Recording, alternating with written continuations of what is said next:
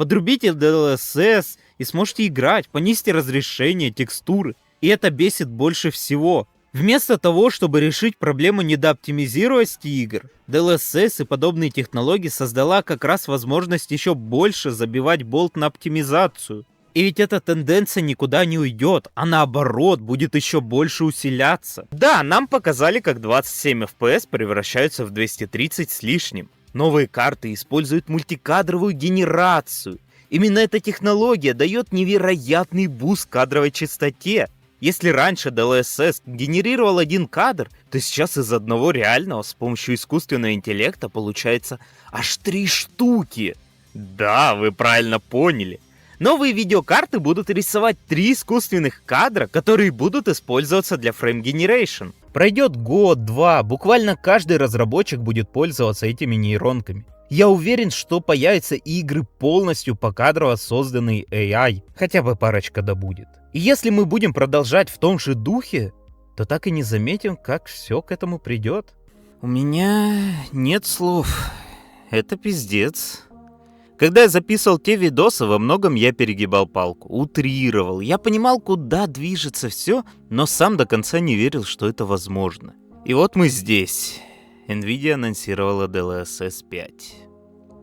Сука, но это же откровенный пиздец. Нас накормили настоящим нейрослопом. Зачем было делать эти фильтры для лиц? Какая у них цель? Окей. Я могу понять прикол рейтрейсинга, освещения в реальном времени. Могу понять прикол дегенерации кадров, больше FPS. Могу понять даже прикол пастрейсинга, настоящее освещение в реальном времени. Но какая, блядь, цель у этого нейрослопа? Чтобы разработчикам было похуй на модельки персонажей? Так если им будет похер, то и нейрослоп такой не спасет. Чтобы все игры потеряли свою идентичность и стали однообразным месем? Ну, вполне возможно, но зачем? Если вы сейчас думаете, да похер, высасывают из мухи слона, это все опционально. Да, так и есть. Опционально прямо как рейтрейсинг, без которого лица в последнем резике выглядят как полное говно. А про отражение даже говорить не стоит. Блять, я же несколько лет назад еще говорил, что все это заигрывание с нейросетями приведет нас в точку невозврата. Ну, походу, мы перешли этот Рубикон. Потому что уж кто-кто, а Nvidia точно будет продавливать свои идеи. Будет вести агрессивную маркетинговую кампанию, чтобы отмыть все это нечто. Да и я уже видел комментаторов, которые в этом ничего плохого не видят. Куда ж катится эта ебаная индустрия? Окей, Nvidia могут переработать эти нейрофильтры. Возможно, даже не будет настолько явного эффекта долины. Возможно, смогут даже привязать какую-нибудь нейромимику, чтобы разрабы уж точно хер на это забили. А потом можно будет нейроозвучку, не отличающуюся от актеров, и помощника, который сам пропишет код игры. И вот мы уже живем в новой реальности, когда не нужны ни художники, ни программисты, ни 3D-моделеры, чтобы создать видеоигру. Наконец-то эффективные менеджеры поувольняют всех этих дармоедов и будут грести миллионы. Ведь так и будет. Самое страшное, что Nvidia уже монополист. Да и вообще самая крупная, богатая компания в мире. Она может продвигать любые интересы. И нейрогенерация с помощью их чипов однозначно входит в топ вопросов. Я также в ахуе с того, как высказались Digital Foundry на этот счет. Мне всегда они казались достаточно здравомыслящими, кому можно довериться в проверке оптимизации игр.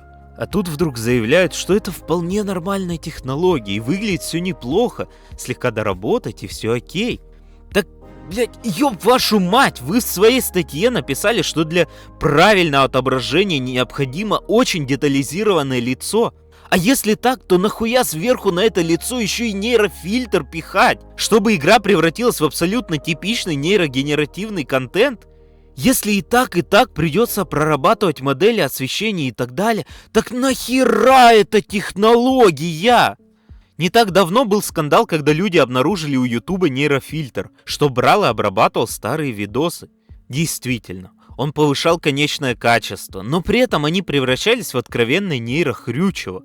И у меня складывается впечатление, что Nvidia имеет ту же цель. Сейчас для них важно сместить границу восприятия, чтобы люди привыкли к подобному калу и в дальнейшем это жрали с большей охотой. Сейчас будет, конечно же, ваша любимая теория заговора. Вы любите называть меня шизом в этом плане. Но я это уже говорил в прошлом видосе. Поэтому эти слова лишь подтвердят их. Я не удивлюсь, если через полгода, когда Nvidia выпустит DLSS 5, этот нейрофильтр станет в разы мягче. Он все равно будет 100%, я в этом уверен. И это будет чувствоваться нейронкой, но куда более сбалансированнее. Потому что именно так я бы и сделал.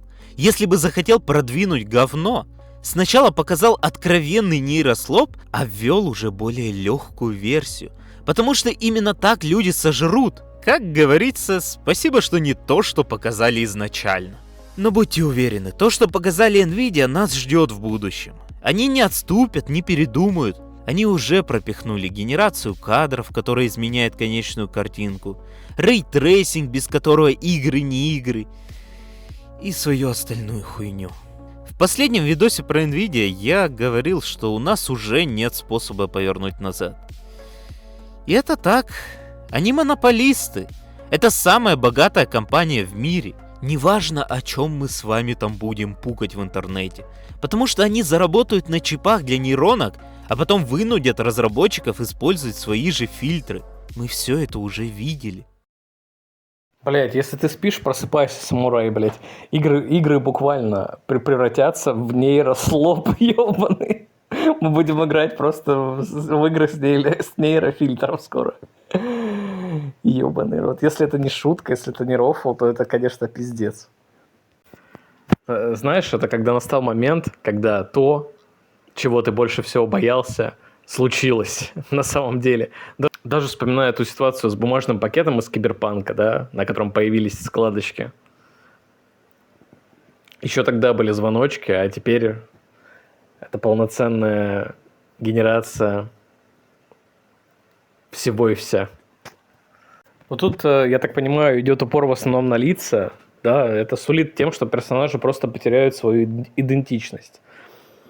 Да, и все будут как одинаковые и копии.